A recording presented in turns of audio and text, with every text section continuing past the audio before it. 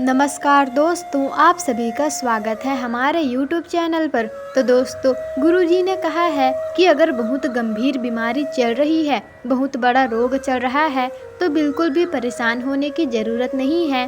आप बिल्कुल भी परेशान मत होना। आज आपको 3 उपाय बताने जा रहे हैं। उनमें से कोई एक उपाय आप कर लीजिएगा। जो भी बीमारी हो, कुछ ही दिनों में आपको उससे आराम मिलना शुरू हो जाएगा। तो दोस्तों, चलिए जानते हैं, बात करते हैं इस उपाय की जो कि गुरुजी ने बताया है। दोस्तों, यह आसान सा उपाय है। यह उन उपायों की तरह नहीं है जो रोज रोज करने पड़ते हैं। दोस्तों, गुरुजी ने कहा है, आपको बीमारी चल रही हो, गंभीर बीमारी चल रही है, आराम बिल्कुल मिल ही नहीं पा रहा है, तो आप किसी तांत्रिक या भभूत वाले के पास मत जाना। डॉक्टर को दिखाना और दवाई खाना और ये उपाय शुरू कर देना। दोस्तों, गुरुजी ने अपने शिव पुराण कथा में कहा है कि हर रोज की तरह आपको स्नान करके शिवलिंग में जल अवश्य चढ़ाना चाहिए। शिवलिंग में जल चढ़ाने के लिए 1 लोटा आपको जल तैयार करना है। कि जल अब कैसे तैयार करना है दोस्तों, इसके बारे में भी जान लीजिए। तो दोस्तों, आपको कलश या फिर लोटा ले लेना है और उसमें जल डालना है और उसी जल में मिला लेना है थोड़ा सा दूध। जी हाँ दोस्तों, आप चाहें तो 2 या 3 चम्मच दूध भी मिला सकते हैं। यह भी बाबा स्वीकार कर लेते हैं। और दोस्तों, काली मिर्च आपको ले लेना है 5 और सभी को जल में मिला करके आपको पहुंच जाना है शिवालय मंदिर पहुंचकर वहां बैठकर कुंदकेश्वर महाराज का नाम लेकर और धीरे धीरे इसे जल को आपको समर्पित कर देना है।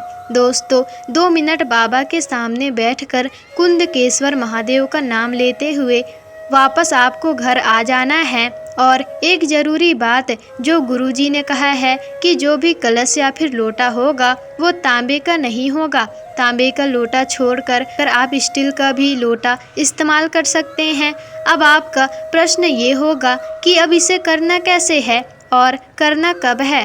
तो दोस्तों देखिए, यह उपाय महीने में सिर्फ 1 बार करना है आपको, और सिर्फ 1 बार, चाहे सोमवार हो या मंगलवार या शनिवार। दोस्तों, आप किसी भी दिन इस उपाय को कर सकते हो। अगर आप यह उपाय महीने में 1 बार करते हैं तो कोई भी बीमारी कितनी भी बड़ी क्यों ना हो, आपके घर पर प्रवेश नहीं कर सकती। दोस्तों, गुरुजी ने ये भी कहा है कि जिन्हें हृदय रोग है तो ये उपाय कर लें। अगर आप जल्द ही ठीक होना चाहते हैं तो आप इस उपाय के साथ दूसरा उपाय भी कर सकते हैं।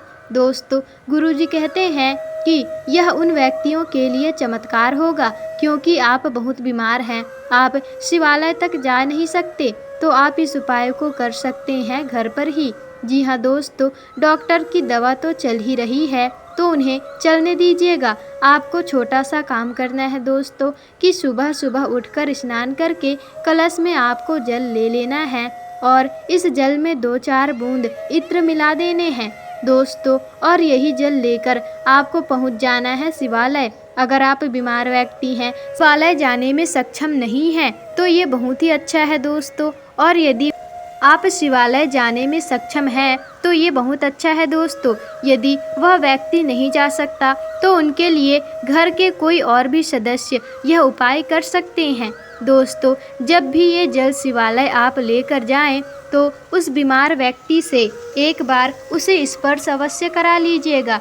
ध्यान दें, जल को स्पर्श आपको नहीं कराना है, सिर्फ आपको लोटे को स्पर्श कराना है दोस्तों। और यह लोटा लेकर पहुंच जाएं शिवालय और शिवलिंग में ये जल आपको समर्पित कर देना है। सिर्फ 7-8 दिनों तक ये उपाय करें। गुरुजी ने कहा है दोस्तों, आप यकीन नहीं कर सकते, यह उपाय करने के बाद 7-8 दिनों के बाद आप देखेंगे कि वह व्यक्ति ठीक हो जाएगा।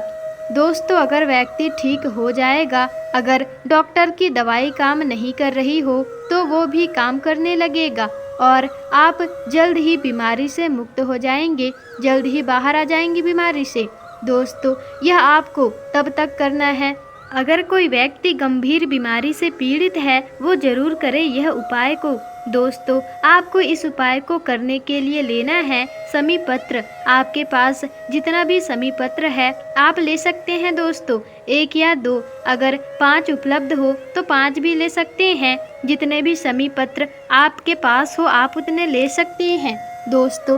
उसके बाद आपको लेना है मूंग हरा वाला, आपको मूंग के दाने ले लेना है दोस्तों, और साबुत होने चाहिए वह मूंग आप 1 लोटा पानी ले लीजिएगा और सभी सामग्री को उसमें डालकर उसमें थोड़ा सा गुड़ भी आप मिला लेना दोस्तों। फिर शिवालय पहुंच जाना है आपको और फिर धीरे धीरे आप इस जल को शिव जी पर अर्पित कर दीजिएगा दोस्तों। वहां बैठकर बाबा से हाथ जोड़कर निवेदन करना कि आपकी सारी दुख तकलीफ खत्म हो जाए और आपकी जो भी समस्या है वो समाप्त हो जाएगा दोस्तों। यह उपाय केवल बीमार व्यक्ति के लिए ही नहीं है।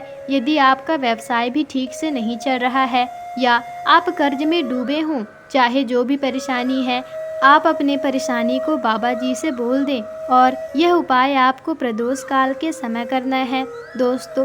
गुरु जी ने जो भी उपाय बताया है उस उपाय को प्रदोष काल में ही आपको करना है दोस्तों। आपको प्रदोष काल का व्रत रखना जरूरी नहीं है। यदि आप चाहें तो व्रत भी कर सकते हैं। गुरुजी ने एक और बात भी कही है, यदि आप 1 लाख कमाएं चाहे 2 लाख कमाएं दोस्तों, अगर आपका शरीर ठीक नहीं है तो यह कोई भी काम का नहीं है।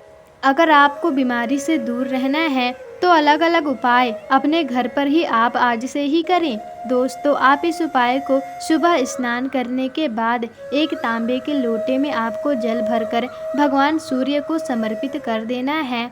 और बस एक बात का आपको ध्यान रखना है कि जब भी आप जल समर्पित करें तो 8 सेंटीमीटर ऊपर से सूर्य देव को जल समर्पित करना है दोस्तों। गुरुजी ने कहा है कि हम जब ऐसा करते हैं तो सूर्य देव की किरणें हमारे आँखों में पड़ती हैं तो कभी भी हमें आँखों की समस्या नहीं होती दोस्तों। आपको कोई भी बीमारी नहीं होगी और जब हमारे शरीर पर यह किरणें पड़ती है तो हमें कोई भी बीमारी नहीं होती दोस्तों। इसी के साथ जो जल सूर्य देव को अर्पित करते हैं वह पैरों पर उसके छींटे बिल्कुल भी नहीं पड़ने चाहिए, यह बहुत ही अशुभ माना जाता है दोस्तों। इसी के साथ गुरुजी ने यह भी कहा है कि रसोई घर में 1 कलश या मटकी जरूर ही आपको रखना चाहिए दोस्तों। इसमें पानी भर के आपको रखना चाहिए। इसमें आधा से ज़्यादा जल भरा अवश्य ही होना चाहिए दोस्तों, क्योंकि यह पितरों का स्थान होता है। और अगर आप ऐसा करते हैं तो कभी भी आपके घर में पितरों के आशीर्वाद से दुख दरिद्रता नहीं आएगी दोस्तों। साथ ही साथ गुरुजी ने ये भी कहा है कि आपके घर में तुलसी का जो पौधा है तो आप उसमें हर मौसम में पानी तो डालते ही होंगे, पर दोस्तों आपसे निवेदन है कि गर्मी के दिनों में चिलचिलाती धूप में अगर छत में या फिर बालकनी में तुलसी का पौधा आपने रखा हो तो उसमें 1 टुकड़ा वस्त्र उसके ऊपर आप अवश्य ही डाल दीजिएगा। लेकिन डाले जरूर, चाहे ठंड हो या फिर गर्मी, लेकिन आपको जल अवश्य डालना है, चाहे वह ठंड हो या फिर गर्मी या बरसात। दोस्तों हम तुलसी को माता मानते हैं तो ऐसा आप जरूर कीजिएगा। तो दोस्तों ये थे पूज्य गुरुजी द्वारा बताए गए जानकारियाँ। अगर आप इसे अपने जीवन में शामिल करते हैं तो कभी भी आप बीमारियों का शिकार नहीं होंगे। तो दोस्तों आपको वीडियो कैसी लगी हमें कमेंट करके ज़रूर बताइएगा। और अगर वीडियो पसंद आई हो तो वीडियो को लाइक, शेयर, कमेंट और चैनल को सब्सक्राइब जरूर ही कर दीजिएगा, जिससे कि ऐसे ही जानकारी पूर्वक वीडियोस आपको आगे भी मिल सके।